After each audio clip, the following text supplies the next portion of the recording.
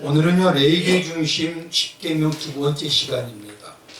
말씀드린 대로 레위기뿐만 아니라 구약에 있는 성경 전체를 올바로 알기 위해서는요, 또 그 나아가서 신약에 있는 말씀까지 온전히 연결하기 위해서는 성막과 모세오경을 통해서 오경의 맥과 그다음에 율법의 핵심이는 10계명의 방향의 핵심에 대해서 분명히 알아야 된다고 말씀을 드렸습니다.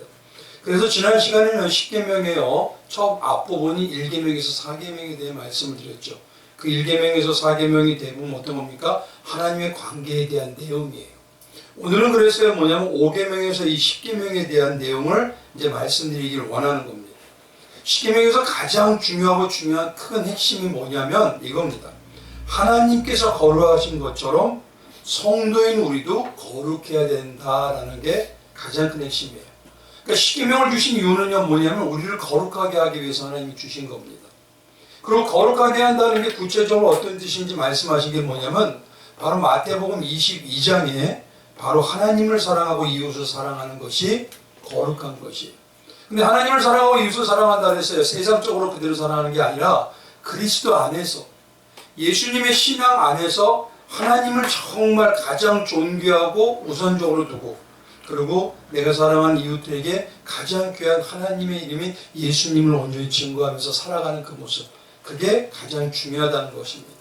그래서 우리를 거룩하게 하라고 하시면서 사랑하는 자가 되라고 물어보신 하나님께서는요, 스스로 하나님을 뭐라고 하시냐면 질투하는 하나님이라고 출애굽기 34장에 말씀하셔요. 질투하는 하나님이란 뭐냐면 나는 너희의 사랑의 대상이 나로 온전히 쏟아지기를 원하느니라 라는 것입니다. 그게 바로 우리가 하나님을 거룩하게 섬기는 사랑하는 자라는 것이에요. 그래서 성적으로요 무엇을 사랑한다는 것은 내 마음을 다 쏟는다는 것입니다. 그래서 마태복음 6장 24절에 가보면요 한 주인이 두 주인을 섬기지 못할 거라고 얘기하셔요. 그러면서 혹 이를 미워하고 저를 사랑하거나 혹 이를 중히 여기고 저를 경히 여길 것이라. 너희가 하나님과 재물을 겸하여 섬길 수 없느니라.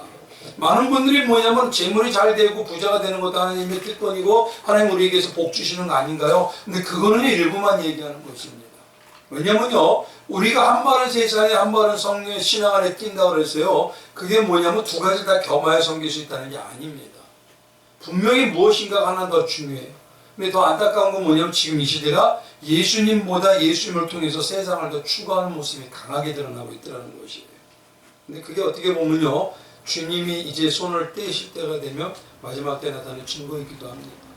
그래서 10계명 중에 하나님과의 관계인 1계명에서 4계명은요 오직 성령 받은 성도만 이룰 수가 있다 그래서 하나님을 사랑하는 건 뭐냐면 아무 조건이나 대가가 아니라 하나님을 사랑하기 때문에 그 하나님의 만족, 하나님이 좋아하시는 것을 위해서 하기를 원하는 게 바로 10계명의 4가지 방향으로 나타나게 되어 있다라는 것이에요.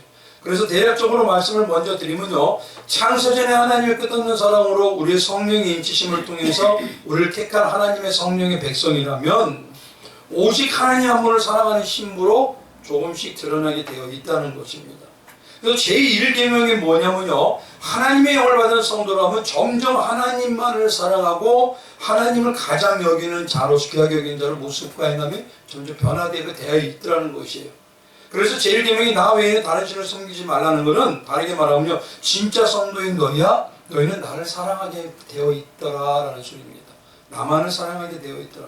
그런 성도가 그 본질인 사랑의 대상을 그대로 사랑하기를 원하지 사랑의 대상이 가지고 있는 어떤 것, 사랑의 가죽이 갖추고 있는 어떤 것, 이것처럼은요 다른 형상을 만들거나 다른 것을 추구해서 더 추구하지 않습니다.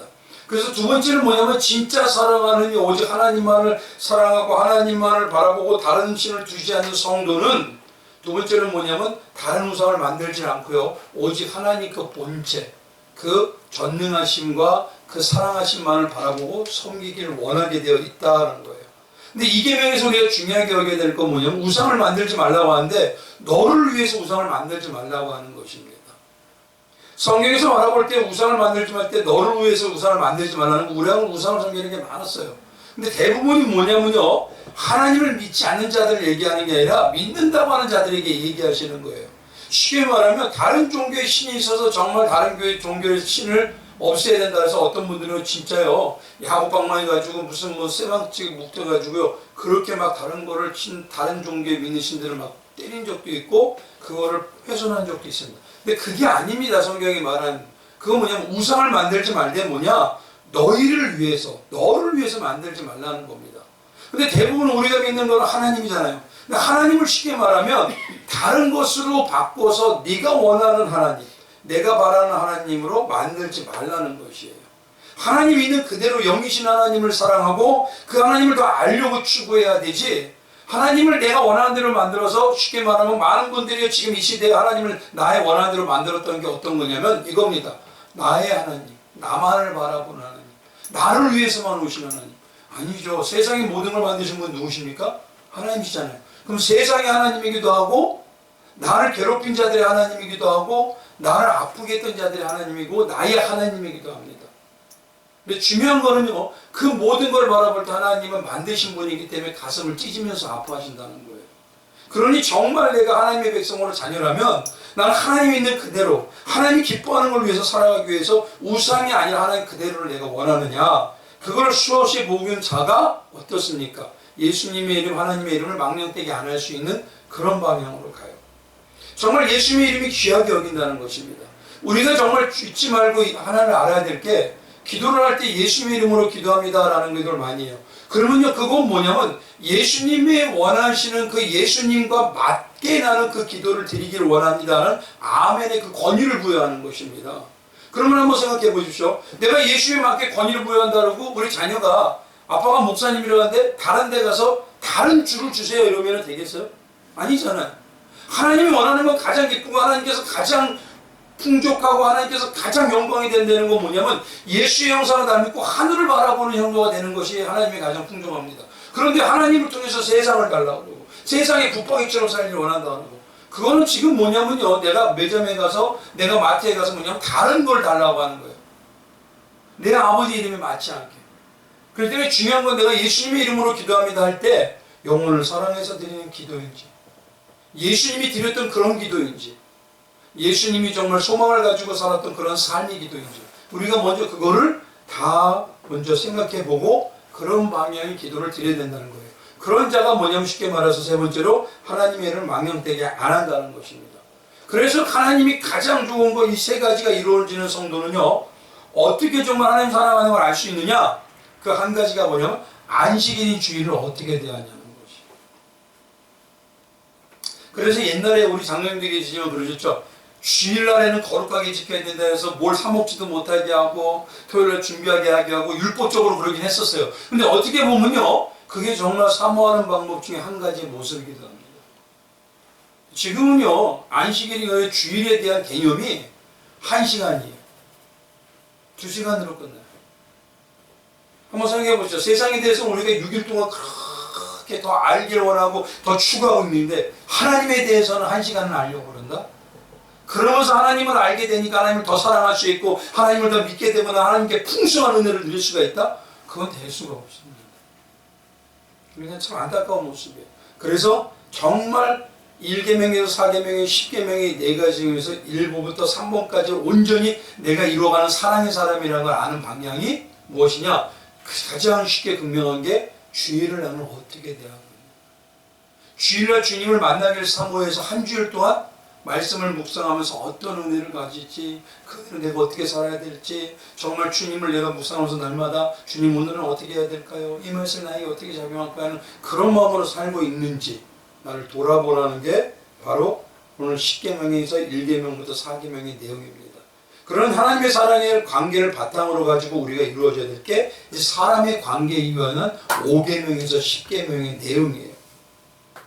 예수님께서는요, 마태복음 22장이요, 율법 중에도 선지자와 온 율법의 강령이라고 10계명을 말씀하십니다. 그런데요, 하나님에 대한 이 내용을 잘 보면요, 하나님에 대한 사랑이 깊고 풍성해질수록 어디를 가냐면 이웃에게 향한 사랑이 더 풍성해지고 더 깊어진다는 소리예요.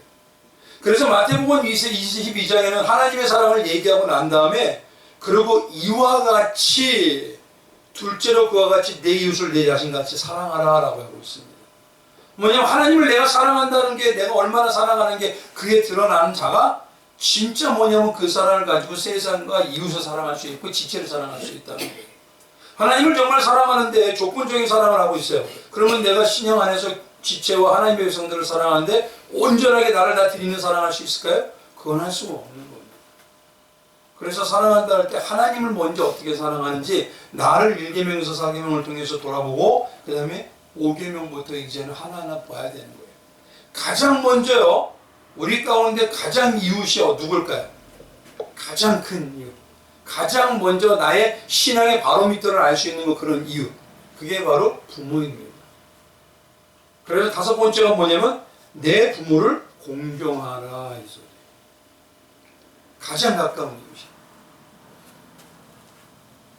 왜냐하면 하나님이 우리를 낳았다 그러잖아요. 거듭났다라고. 그러면 우리의 육신을 낳았다는 분은 부모님이셔요. 부모님하고 나와의 관계를 통해서 내가 지금 하나님을 어떻게 알고 있는지, 어떻게 사랑하는지 어느 정도 나의 신앙의 방향과 사랑의 방향을 알 수가 있습니다. 여기서 중요한 게 뭐냐면요, 첫 번째가 부모가 공경할 만하기 때문에 공경하라는 게 아닙니다. 성도인 그리스도인이라는 공경은요, 세상적인 공경의 모습도 있습니다. 근데 가장 큰 공경은 그리스도 안에서 공경하고 그리스도 안에서 감사하고 순종하는 모습이라는 거예요. 그러니까 반대로 얘기하면 이겁니다. 5계명을 간단히 말하면요, 내 부모를 공경하라 이 말은 그리스도 안에서 내가 좋은 자녀가 되고 있는지 돌아봐라 이 소리예요. 그리스도 안에서, 예수님 안에서 내가 좋은 자녀가 되고 있는지. 부모를 주 안에서요, 온전히 돼가지 못하면서 지체를 사랑하고 딴 것까지 주님의 증인이 되겠다? 그건 어렵습니다. 오히려 우리 눈에 보이는 모습으로 낳아준 부모에 대해서도 내가 사랑과 순종이 아닌데, 정말 잘못된 뭐냐면 세상적인 마음으로 사랑하라 순종하라 하는 걸 할 수가 없죠. 그러나 신앙 안에서 이것은 밭대 일반 보편적으로도 우리가 사랑의 표현으로 좋은 것이라고 하는데, 그거를 하지 못하면서도 하나님을 사랑한다? 그건 될 수가 나올 수가 없어요. 사랑은 일맥상통하기 때문에 그렇습니다. 그래서 십자가상에서 예수님은요, 어떻습니까? 가장 고통스러운 상황에도 근심이 됐던 게 어떤 걸까요? 뭐라고 하시냐면요, 어머니인 마리아에 대한 생각. 십자가상에서도. 그게 그렇다고 막 염려하고 잘못되고 그런 근심이 아니라 어머니를 향한 사랑의 마음이 뜨거운 게 쉽지 않게 돼 있더라고요. 그래서 요한복음 19장에 가보면요, 예수님께서 자기 어머니와 사랑하는 제자가 곁에 서 있는 것을 보시고요, 그 고통 가운데도 자기 어머니께 말씀하시되 여자여 보소서 아들입니다. 공경하다는 이 말은요, 히브리 말로 카바드라고 합니다. 카바드. 카바드는 뭐냐면 무겁다는 뜻이에요. 부모를 공경한다는 것은요, 그 부모가 살아온 삶의 무게를 존중하라는 거예요. 그만큼 먼저 살아왔다는 것입니다. 근데 이 시대가 뭐냐면, 시대마다 자녀들이 뭐냐면, 부모님은 엄마 아빠는 지금이 어떠신지 몰라. 지금 이 시대하고 엄마 아빠 살던 시대가 틀려. 그러니까 괜히 몰라. 하지마 말하지마. 근데 잘 보십시오. 하나님이 보신 인생들은요, 과거나 현재나 미래나 다 똑같대요. 그래서 우리도 뭘 가지고 있죠? 뭘 배우죠? 학교에서? 역사를 배우는 거예요. 그때 욕심? 지금 똑같고, 그때 선악? 지금도 똑같고. 결국 뭐냐면 사람의 세상에서도 역사를 배우는 거냐, 사람은 그때나 지금이나 똑같다는 거예요. 그렇기 때문에 중요한 거는 내가 지금 이 시간에 먼저 공경하라는 이 말은 그 무게를 느끼고, 중요한 건 뭐냐, 무게를 느낀다는 건 나도 그 무게를 언젠가 지게 된다는 것을 먼저 깨달으라는 소리예요. 어떤 많은 분들이, 젊은 사람들이 뭘 얘기하냐, 저도 그랬거든요. 나는 나이를 안 먹을 줄 알았어요. 나는 20대가 그냥 할 줄 알았어요. 어느 순간 근데 50이 넘어. 그리고 부모의 그 상황, 그때 모습이 되고, 자녀를 바라보는 모습이 되고, 상황을 바라보는 모습이 틀려져요. 바뀌어가더라고요. 그러니까 뭐냐면, 여기서 공경하라 이 말은 뭐냐면, 쉽게 말합니다. 너도 그렇게 될 거라는 걸 잊지 말아요. 부모를 공경한다는 두 번째는 뭐냐면요, 내가 예수님께 사랑받은 모습으로 좋은 부모, 사랑의 부모가 되고 있는지 돌아보라는 소리입니다. 신앙 안에서 가장 좋은 부모가 어떤 모습일까요? 아무 조건 없고 아무 대가 없이 그 자녀나 그 사랑하는 대상을 그대로 내가 사랑하기 때문에 해줄 수 있는 그런 모습의 사랑. 지금 이 말을 다르게 말하면요, 하나님을 아무 조건 없이 아무 대가 없이 그대로 사랑하지 못하면서 부모를, 가족을 사랑할 수가, 그대로 내가 다 주는 사랑을 하고 있다고 할 수가 없더라는 겁니다.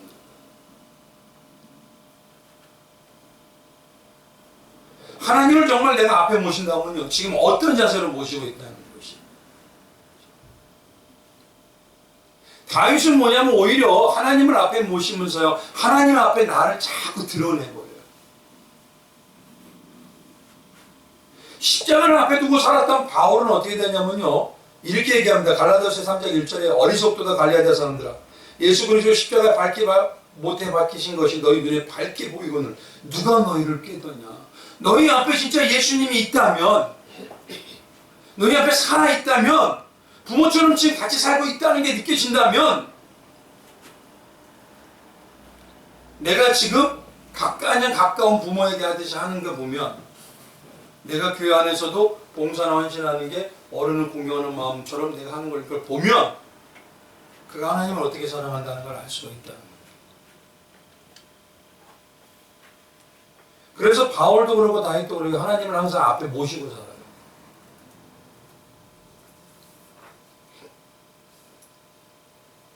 그래서 내 부모를 공경하는 이 말 속에는요, 반대로 뭐가 있냐? 가족이나 자녀를 노엽게 하지 말라는 말이 여기 안에 들어가 있습니다. 노엽게 하는 건 뭘까요? 가족이나 자녀를 노엽게 하는 것. 가장 근본적인 게 뭐냐면요, 우리 가족은 나를 안 사랑해. 우리 가족은 나를 정말 가족으로 여기는 것 같지 않아. 근데 그게 안타까운 게 부모들이 뭔 얘기를 하냐면요, 야, 내가 너한테 이렇게 잘해 줬으니까 이 다음에 너 나 책임져야 돼. 알았지?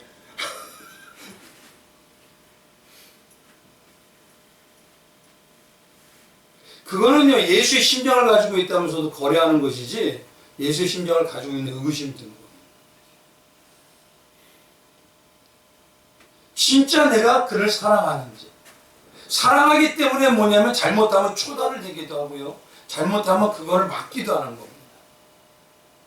왜냐하면 그거를 겪어봤기 때문에 잘못된 길로 가면 문제가 있기 때문에.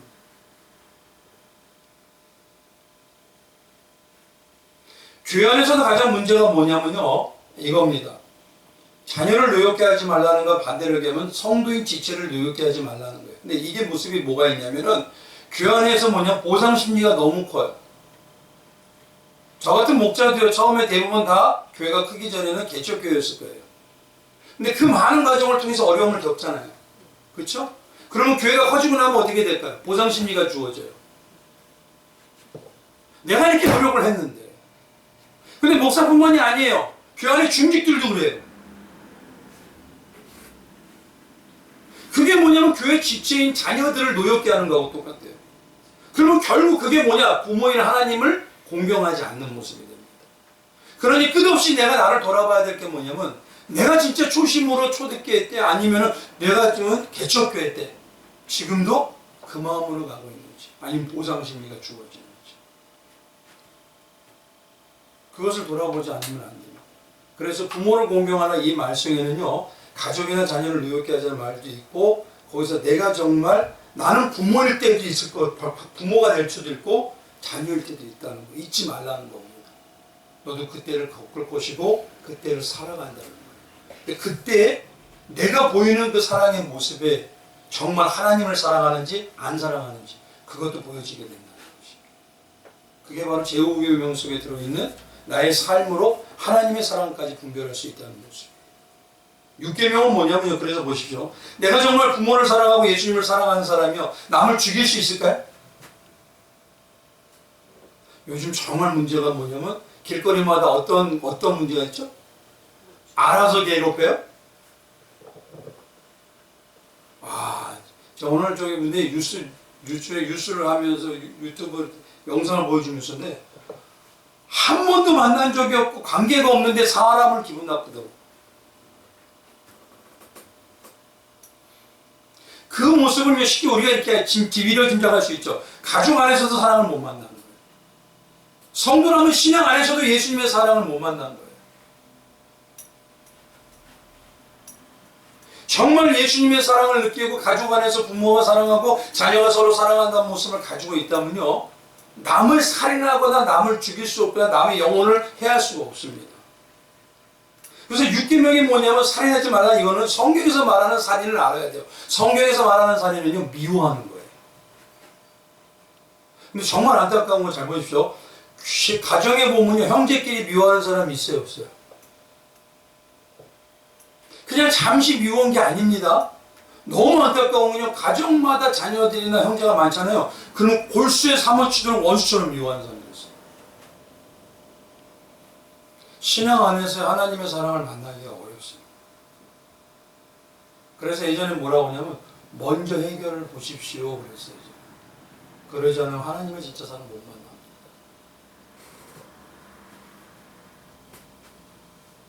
미워하기 때문에 어떻습니까? 말을 만들고 꾸며요. 그게 바로 수근수근이니까 로마서 1장 29절에 말하는 살인과 방불한, 바로 뭐냐면 사기하는 것이고 시기하는 것이고 수근수근하는 거라는 얘기야. 그래서 말씀을 자세히 드릴 수 없지만요, 저도요 뭐냐면 그런 일을 참 많이 당했어요. 무슨 어떤 얘기가 들었냐면, 목사님은 목사잖아요. 목사님은 항상 말할 때 성도님들 가족같이 여긴다 그랬잖아요. 그러면요, 목사님 가족이 어떤 일을 해도 다 안아주시겠네요? 놀라웠습니다, 진짜. 그러면서 이상한 말을 합니다. 근데 그게 어디서냐? 한 가족인 교회 안에서. 오히려 세상에 나가서는 오인이에요.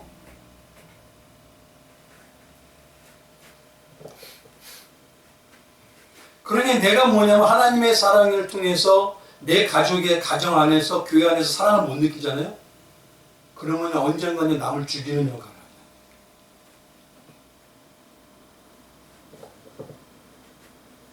그래서 예수님도요 뭐라고 말씀하시냐면 마태복음 5장 21절이요. 옛사람에게 말하마 살인하지 말라.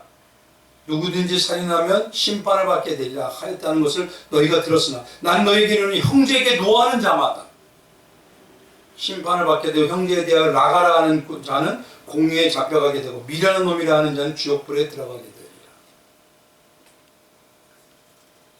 나가라는 말은요, 히브리 말로 하라카, 이 말이 뭐냐면 응용어로 바꿔서 바보천치라는 소리입니다. 그 말 자체가 예수님은 살인이라는 거예요.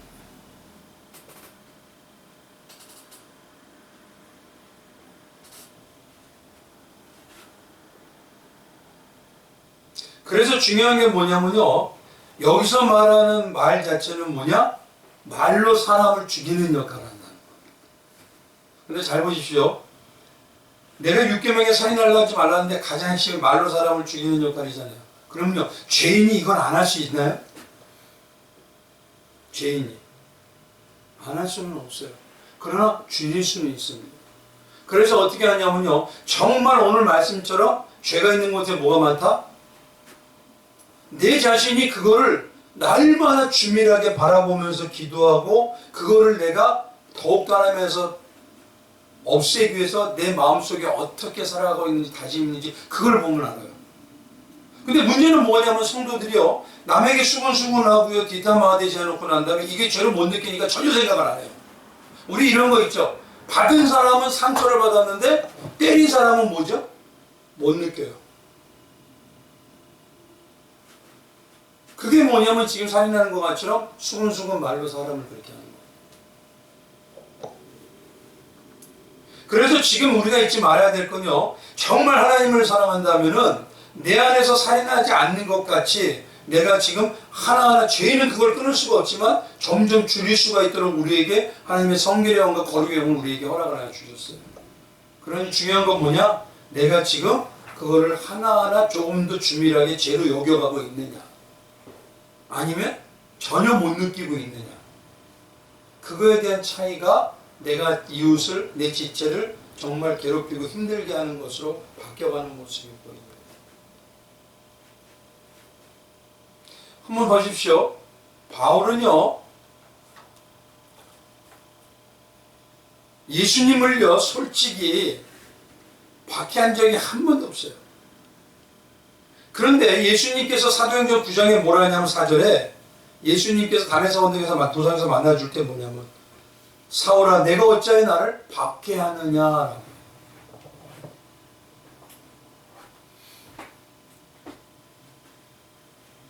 예수님을 믿는 사람은요 그래서요 다른 사람을 박해할 수가 없습니다.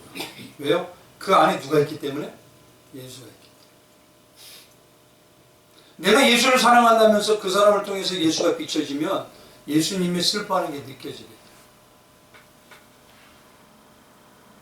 그래서 진짜 예수님의 십자가의 사랑을 아는 사람은요 사람을 향해서 사랑을 하기 때문에 그 사랑이 온전히 세워지기를 원하는 것이지 그냥 미워서 싫어서 나보다 못하기를 원해서 그를 박해하고 미워하는 게 아닙니다.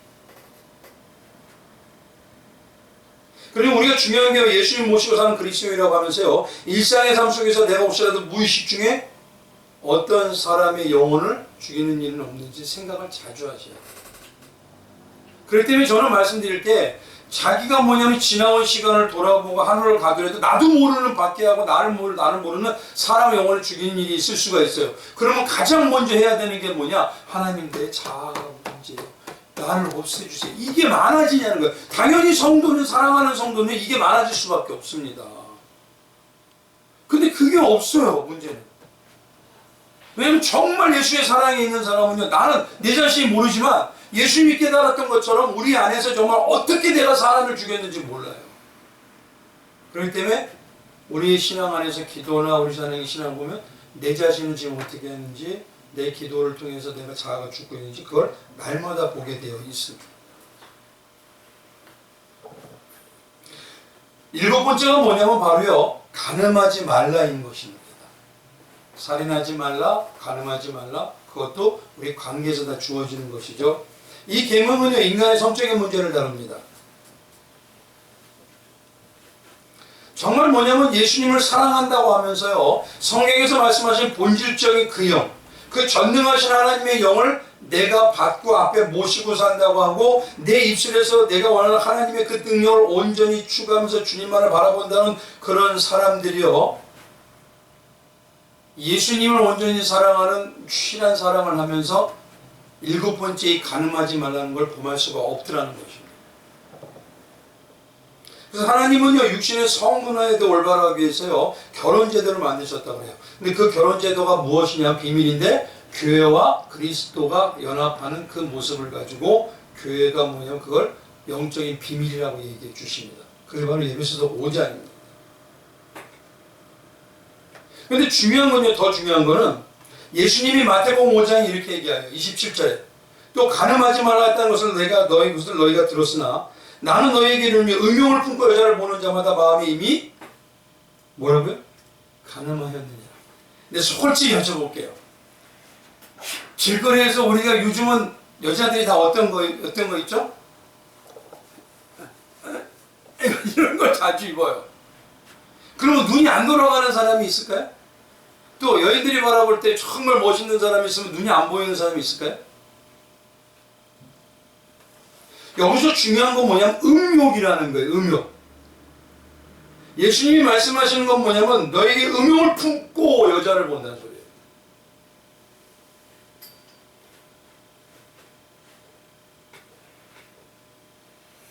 여기서 말할 때 뭐냐면요 예배소서 교회에게 뭘 하냐 너 사랑을 잃었다 그렇게 해요. 계시록에 가보면요. 근데 그 사랑이 뭐냐 처음 사랑을 잃었다 그래요. 그러면서 뭘 가지고 예수님이 이 처음 사랑을 얘기하냐면 뒤에 가면 이렇게 얘기합니다. 그러므로 어디서 떨어질 생각하고 회개하여 처음 행위를 가지라 그래요. 처음 사랑을 처음 행위라고 얘기를 해버려요. 처음 행위가 뭘까요? 예수님하고 만났던 그때 처음 그걸 잊지 않는 방법이 첫째 내가 영적인 간음이나 육적인 간음에서 멀어질 수 있는 일이라는 거예요. 첫 번째로 그러니까 은혜가 식어지면요 사람은요 다른 데 눈이 돌아갑니다. 이거 분명하게 돼 있어요.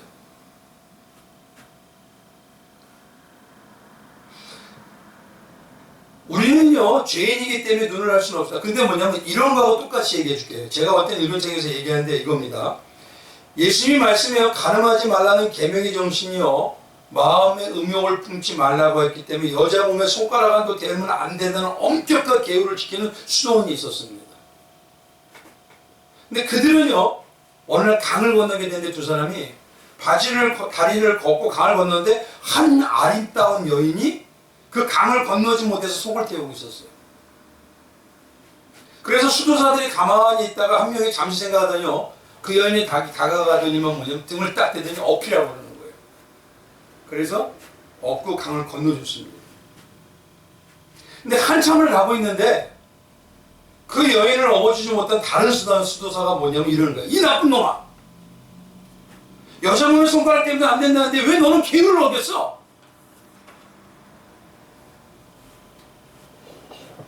근데 한번 보죠. 여자를 업어줘서 강을 건너준 이 수도자가 뭐라 그랬을까요? 이렇게 얘기하더라고요. 이 사람아, 나는 그 여자를 벌써 내려놨는데 왜 자네는 아직도 업고 있어?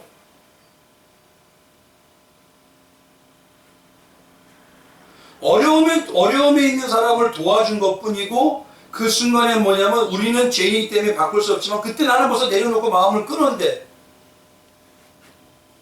다른 수도사는 여전히 뭐냐면 그 음욕을 가지고 왔다는 겁니다. 그래서 제가 청년들에게 옛날에 뭐라고 얘기했냐면 이렇게 얘기했어요. 여자를 보는데 옷 입은 모습이 아닌 벚꽃 모습으로 보이면 너 문제 심각한 거야. 남자를 볼 때도 너 그 남자의 저런 모습에 벗고 있는 모습을 상상한다면 너는 문제가 심각해져. 있는 그대로 대하는 건 좋은 거예요.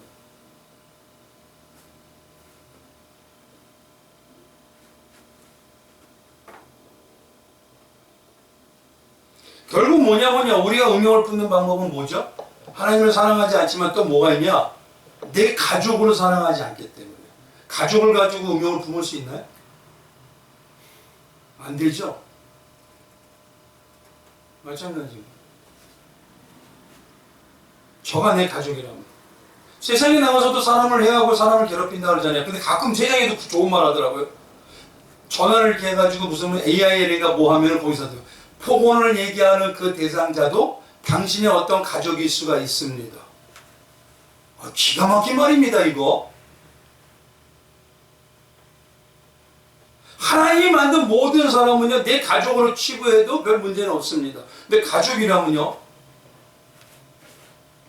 순간순간 저기 할 수 있지만, 그렇게 음욕이나 음란이나 아니면 그렇게 미워함으로 완전히 빠지질 못해요. 그래서 뭐냐면 이 가장 중요한 인간의 개념 중에서 항상 말하는 게 하나님과 정말 혈육의 가족인 것처럼 그 가족이 되는 사람만이 내가 이 부분에 대해서 내가 온전히 그거를 벗어날 수가 있습니다.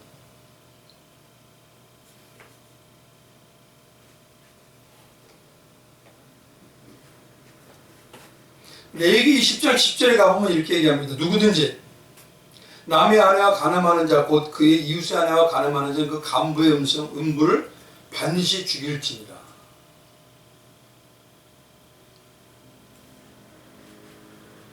음행이나 간음은요 하는 자는 반드시 죽이라는 이 말씀은 그만큼 뭐냐면 성도라는 우리의 행위가 얼마나 하나님의 이름까지 저속하게 만든다는 걸 무게를 느낀다면 그럴 수가 없다는 거예요.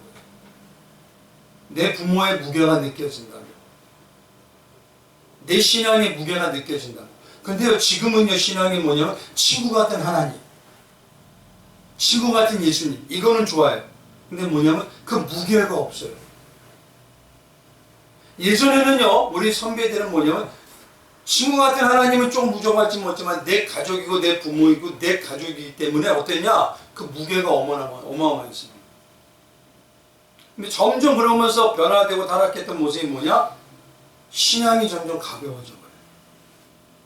그래서 기독교 진리를 뭐라고 얘기하냐면 너희 진리는 왜 이렇게 가벼워 그래요. 우리만큼 그렇게 무거운 진리가 없는데. 지금 안타까운 건 교회가 이런 신앙의 근간이 흔들리는 것은 뭐냐면 교회 안에서 세상의 것이 들어와 있었기 때문에 세상이 아니라 세상의 교회 안에서 뭐가 이루어지냐면요, 가족인 유기체가 아니라 조직체가 돼가지고 사업체가 돼버렸어요. 마치 사업체 같아요. 그래서 교회마다 많이 하는 게 뭐냐면 일하기 바빠요. 일을 많이 해야 된대요. 1월달에 뭐 해야 되고 2월달에 뭐 해야 되고 3월달에 집회해야 되고 신유 집회해야 되고 치유 집회해야 되고 새신자 초청해야 되고 뭐 해야 되고 뭐 해야 되고 뭐 해야 되고.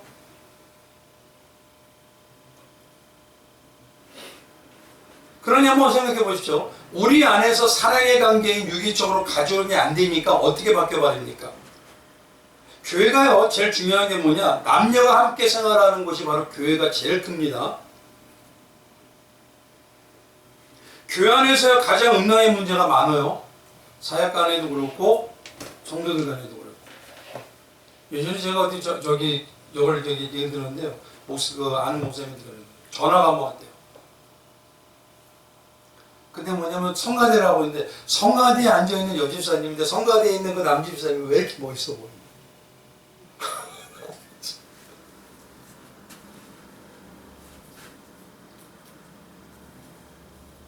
목자들이 유명해질 때요, 인정을 받을 때 조심해야 됩니다. 주변에요, 정말 신실한 거룩함을 가지고 성결을 가지고 가까운 자도 있지만 그게 아니라 육신적인 관계를 가지고 가까운 사람들도 있어요. 그거는 결국은 뭐냐, 하나님에게 사랑의 관계가 깊지 못해요. 그러니 하나님이 내 옆에서 항상 동행하지 못하죠. 그러니 교회 안에서 예수님의 그 사랑을 못 느끼니까 결국은 육신의 사랑으로 넘어가는 거예요. 그러니까 가장 신앙의 본질이요, 그걸 해결하지 못하면은 모든 것이 지금 다 걸리게 돼요.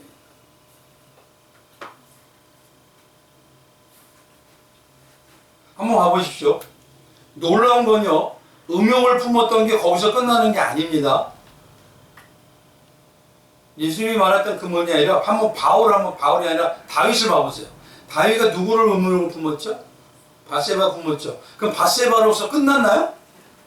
어디로까지 가요? 네? 자녀도 죽고 밧세바의 남편이 누구도요?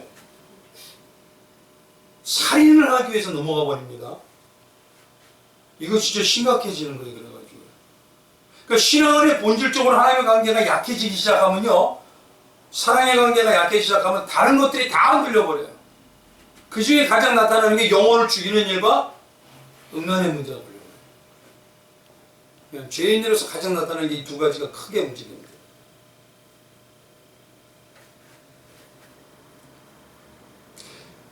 여덟 번째는 뭐냐면요, 그랬어요. 도둑질하지 말라는 거예요. 잘 보십시오. 이 도둑질하지 말라는 것도 중요한 게 성경에 말하는 도둑질이 뭔지를 보셔야 돼요. 우리는 세상에 물질을 도둑질한다고 생각하잖아요. 근데 성경에 말하는 도둑질은요, 마음을 도둑질하는 것도 도둑입니다. 그게 더 큽니다. 성경에서 하나님을 향한 마음을요, 도둑질하는 게 뭘까요? 하나님에게 향하지 않고 어디에게? 사람에게 향하게. 이단뿐만이 아니라요, 이거는 뭐냐면 정통이라는 교회에서도 많이 사용되고 있어요. 바울은요, 이렇게 얘기합니다. 바울과 바나바가 루스드라에 가서 안진뱅이를 고친 적이 있습니다. 그럴 때 사람들이 뭐냐면 이 바나바를요, 제우스라고 얘기하고 바울은 헤르메스라고 얘기하면서 떠받들어요. 근데 사도행전 14장에 가보니까요, 바울이 뭐라고 하냐면 이르되, 여러분이요, 15절에 어찌 이런 일을 하느냐? 우리도 여러분과 같은 성정을 가진 사람이라. 여러분에게 복음을 전하는 것은 이러한 일을 버리고 천지와 바다 가운데 만물을 지으신 살아계신 하나님께로 돌아오게 합니다. 그러면서 그들이 뭐 했냐면 자기 옷을 찢어요. 한번 보세요. 지금처럼 옷을 흔하게 생각하면 아시면 안 됩니다. 지금 옷을 찢어도 다시 갈아입으면 돼요. 근데 그때는요, 뭐냐면 단머리일 뿐만 아니라 유대인들은요, 여기에 뭐냐 끝단술이라는 게 있어가지고 자기 신분까지도 주어져요. 근데 이걸 찢어요. 얼마나 사람에게, 하나님에게 향할 마음을 사람에게 꽂히면 진노한다는 걸 표현을 보여주시는 겁니다. 근데 한번 말해보십시오. 지금의 이런 바울을 섬기는 모습, 바나바를 섬기는 모습이 우리 같은 목자나 중직들이나 아니면 성도들에게 은사가 나타났다면 어떻게 될까요?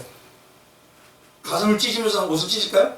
나를 섬기지 마세요. 왜 나한테 그러세요? 하나님을 섬기세요. 이렇게 얘기할까요?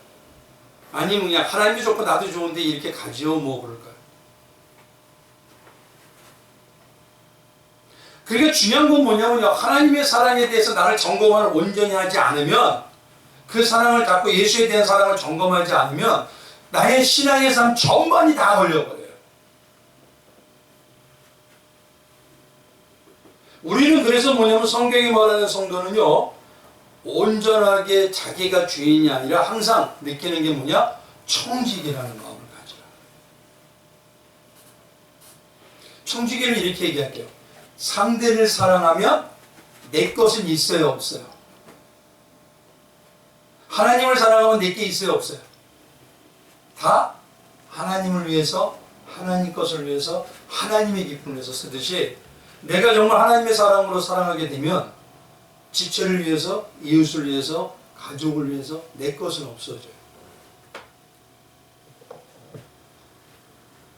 그렇게 좀 생기는 게 그게 바로 무익한 종의 청지기 정신. 근데 문제는요, 우리 날마다 성경을 통해서 성령의 임치심을 받아갖고 하늘을 소망하는 청지기를 알고 배운다 그러고 내가 그 영을 받았다고 하는데 여전히 뭐냐면 이 땅에 붙박이로 살려고. 그러니까 먼저 회복해야 될 게 뭐냐면 하나님의 그 사랑을 소망하며 하늘을 바라보는 모습은 예수님의 사랑하고 하나님의 사랑하는 그 사랑이 깊어질 때 많이 나타나는 거예요. 그래야 계시록에 있는 사람들처럼 뭐죠? 주님께서 오신다 할 때 주여 어서 오시옵소서. 빨리 오시옵소서. 나 사랑하는 주님과 영원히 살고 싶습니다.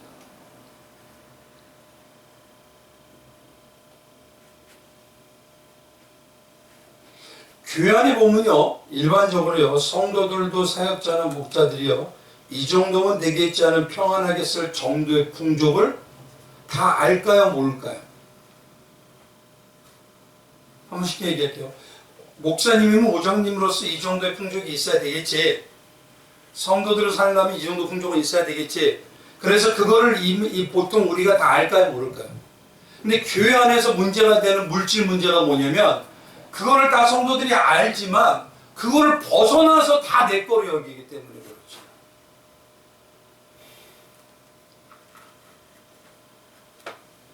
그게 뭐냐면요, 결국은 뭐냐면 사랑은 누구밖에 못하느냐? 나밖에 못하고 있다는 소리입니다. 그죠? 그러니 말씀드린 대로 신앙 안에서 이거는 뭐냐면 교회마다 문제가 생기는 게 목자들인 저희들이 다 물질에 내 거를 내서 뭐라고 하기하면 세상 사람들 뿐만 아니라 교회에서 교회가 물질병이 들었어요. 근데 솔직히 말해서 이게 뭐냐면 주의 종들만일까요? 아까 말씀드렸잖아요. 헌금을 드린다고 하는데 헌금이라는 건 뭐죠? 나는 아무것도 없어도 드리고 싶은 거잖아요. 근데 대부분 뭐라 하죠? 헌금을 드리고 뭐예요? 별 차이가 없는 겁니다, 그거. 그러니까 지금 이 시대에 많은 문제들이 왜 벌어지냐면요, 하나님과의 사랑이고 예수의 사랑을, 십자가의 그 은혜의 사랑을 다 잃어버리고 냉랭해지다 보니까 삶 속에서 뭐냐면 가정도 파괴가 돼요. 부모와 자녀들도 파괴가 되고 이웃에 나가서도 영혼을 죽이는 수군수군과 뒷담 해도 아무 죄를 느끼지 못하고, 그 다음에 뭐냐면 우리가 세상에서 살아서 음란적으로도 뭐냐면 내가 원하는 대로 내 만족을 위해 살아도 별로 죄를 못 느껴요. 지금 이 시대가. 그러니 뭐가 됩니까? 나중에 내가 영광을 받기 위해서, 내가 잘 되기 위해서 남의 것을 도둑질하는 마음이 있어도 별로 중요하지 않아요. 그러니까 근본이 잘못돼 버려요, 뿌리가. 그래서 뭐냐면 예수님과의 관계에서 포도나무에 온전히 접붙이지 않으면 열매를 많이 맺어요, 못 맺어요? 못 맺습니다. 그래서 그걸 가장 먼저 우리가 돌아봐야 된다는 거예요. 그래서 우리가 하나님 말씀하신 이 모든 건요, 뭐냐면 하나님이 정말 함께 하시고 하나님이 돌아보는 하나님의 백성들은요, 부해지지 않고 잘 살지 못하고 날마다 가난한 데다 이러지 않습니다, 절대. 기독교 역사를 봐보십시오. 기독교가 들어간 그곳에는 날마다 영육간의 부흥이 일어났습니다. 근데 중요한 건 뭐냐면요, 우리 심령이 어린아이처럼 여전히 별로 안 바뀐다면 하나님은 많은 게 맡기는 게 아닙니다. 그건 오히려 독이 돼요.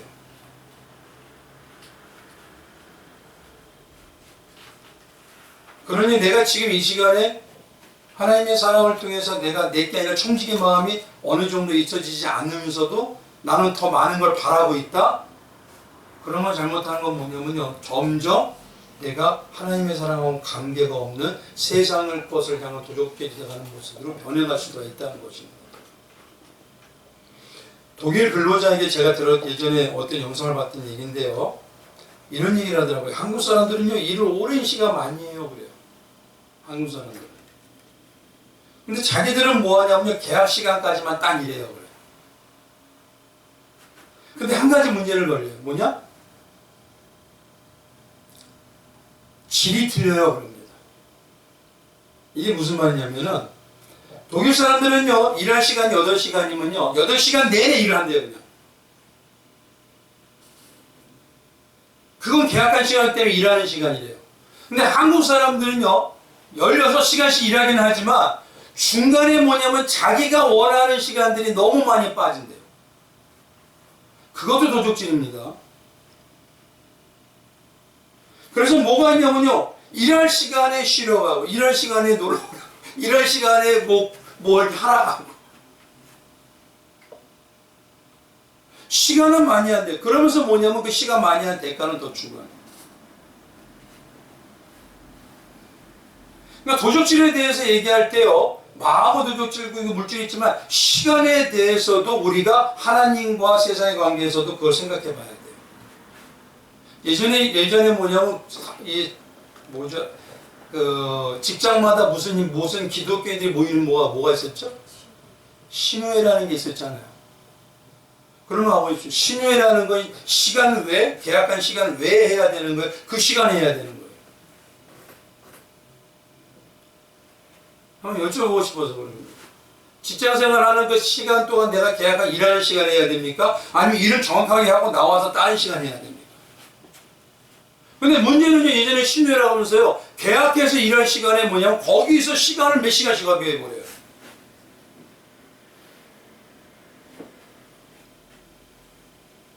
그건 하나님 안에서의 뭐냐면 내가 시간을 도적질하는 거예요.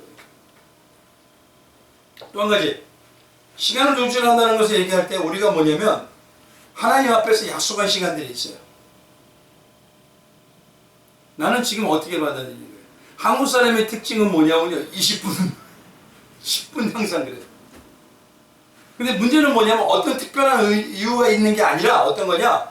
아무 이유 없는데 그런 분들이 있어요.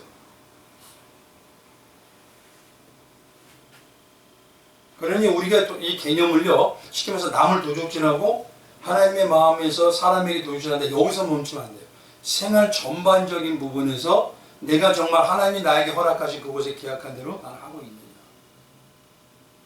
왜 이게 중요하냐면 이걸 잘못하면 누구가 먹칠이 돼요? 하나님의 이름이 망령되게 하죠. 그래서 예전에 뭐냐면요, 꼭 안타까운 게 지금 너무 많이 제가 들었던 게 회사의 이사님이 부장님이 장로님이고 무슨 안수님인데 매일 어디를 간대. 그래서 뭘 가냐 그랬더니 꼭 사우나 가서 하루 종일 있다가 저녁에 1시간만 딱 들어와서 있는 앉아요. 누가 이름이 망령돼요? 그러니까 우리 시간에 대한 개념도 내가 도적질하고 있는지 그걸 정확하게 봐야 돼요. 9번째는 뭐였냐면요, 내 이웃에 대해서 거짓 증거하지 말라는 것입니다. 양 안타까운 건요, 교회 안에서 이런 있지도 않은 일이 많다는 거예요. 하지도 않은 일을요, 거짓과 매도가 넘친다는 소리예요. 우리가 하는 말 중에서 이런 말이 있죠. 선의의 거짓말. 선의의 거짓말. 그럼 여쭤보겠습니다. 선의의 거짓말이 있을까요? 우리가 항상 가져야 될 게 기독교적인 마인드입니다. 거짓의 합이 누구죠? 거짓이 결국은 누구를 어디로 넘어가요? 그는 뭐냐면 거짓의 합이요, 처음 살인한 자라 그렇게 얘기해요. 어떤 거짓도 선한 거짓도 없습니다. 선의의 거짓이라는 거 없고, 거짓은 자체가 뭐냐? 그 영혼을 피폐하게 만듭니다. 그래서 차라리 뭐냐면 교회 안에서요, 있는 그대로 나를 보이는 게 지금 나아요. 제가 안타까운 게 뭐냐면 가장 자기의 삶으로 있는 그대로 보여야 될 목자가 되는 사람들이 제일 많이 가요. 무슨 영화를 보겠다는 거죠. 그래서 성령의 열매가 우리 안에 맺혀지면 겉으로 드러나는 게 빛의 열매잖아요. 빛의 열매는 뭐냐면 에베소 5장 9절은 뭐냐냐, 모든 착함과 의로움과 진실함이라고 해요. 잘못하면 잘못했다, 부족하면 부족하다, 다시 또 찾아보자.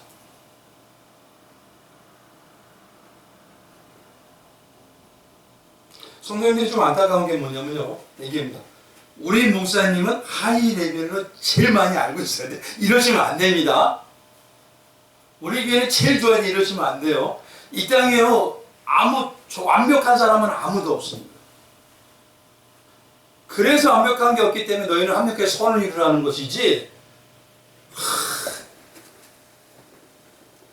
근데 교회마다 뭐 어느 정도 좀 큰 교회 가면 보면요, 목사님들을 대부분 뭐냐? 신봉이요. 그냥 최고 하이 레벨.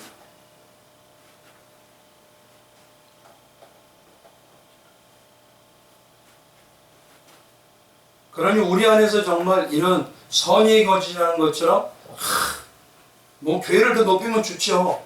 아니죠. 그러지 말고 교회는 원래 좋은 것입니다. 그러나 우리 욕심 많습니다. 우리 질성 많습니다. 이거를 하나님 앞에서 말씀으로 하나하나 다듬어야 됩니다. 그게 난 것이지.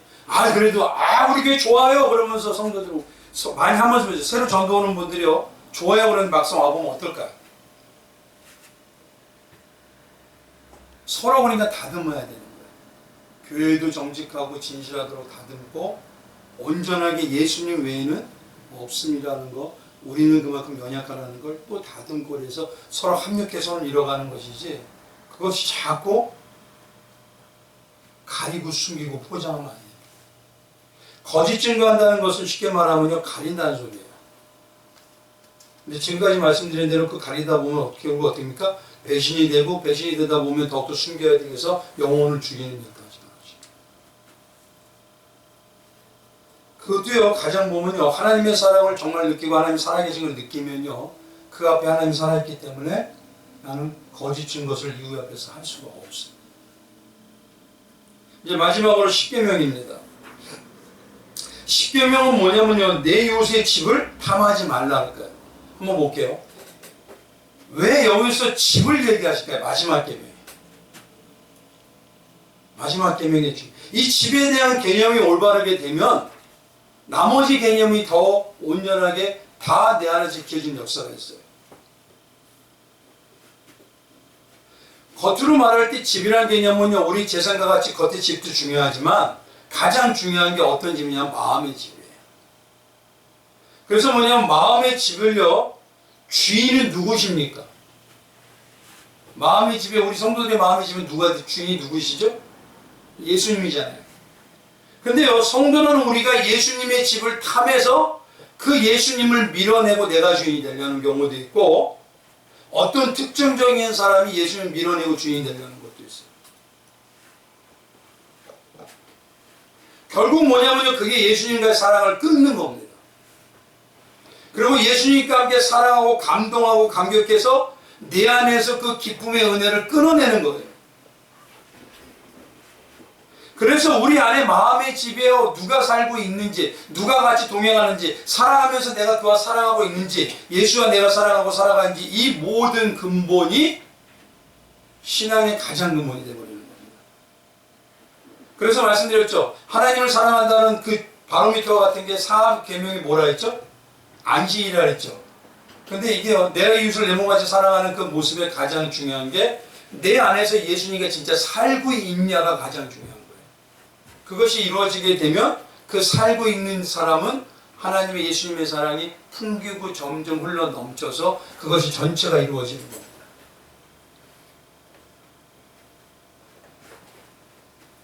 그래서 결국 뭐냐면 내 마음의 집에 예수님의 사랑이 넘치게 되면 나머지가 전체가 온전히 이루어지는 모습으로 주어지는 것입니다. 여기까지가 계명이 십계명에 대해서 다 끝났어요. 오늘 한번 이제 마지막으로 한번 보겠습니다. 1계명의 4계명은 하나님을 관계죠? 그럼 사랑입니다. 사랑을 내가 진짜 하나님을 하고 있다는 거, 하나님의 그 외에 다른 신을 섬기지 않고 어떤 형상도 만들지 않고 그 이름을 망령되게 안 만들 수 있는 유일한 내가 모습을 분별할 수 있는 눈에 보이는 거, 내가 주일이라고 하는 주님과 만나는 시간을 어떻게 여기냐. 쉽게 얘기해, 어떤 연인하고 제가 만나요. 제가 저기 계신 분하고 만나는데 만난 다음에서 눈은 다른 데가 있어요. 사랑해요. 사랑해요. 좋아요. 좋아요. 그게 뭐냐면 신앙 안에서 똑같아요. 하나님 사랑해요. 사랑해요 하면서 세상에 하나님 사랑해요. 사랑해요. 사랑해요.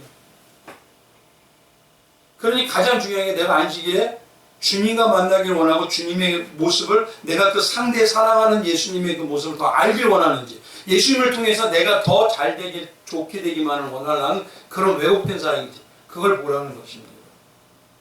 그리고 하나님의 사랑은 이웃과 온전히 이루어지는 건 뭐가 있냐면 내 안에 예수 그리스도가 사랑해서 같이 살 때에, 집으로 살 때 부모를 공경하고 이웃의 것을 탐하지 않을 수 있고 거짓 증거하지 않을 수 있고 살인하지 않을 수 있고 간음하지 않을 수가 있는 것입니다. 그것이 하나하나 이루어짐으로 인해서요, 이 십계명의 역사가 레위기를 바라보는데 온전히 바라볼 수 있는 귀한 은혜로 자리 잡으시길 주의 이름으로 축원드리겠습니다. 기도하겠습니다. 존귀하신 하나님 감사합니다.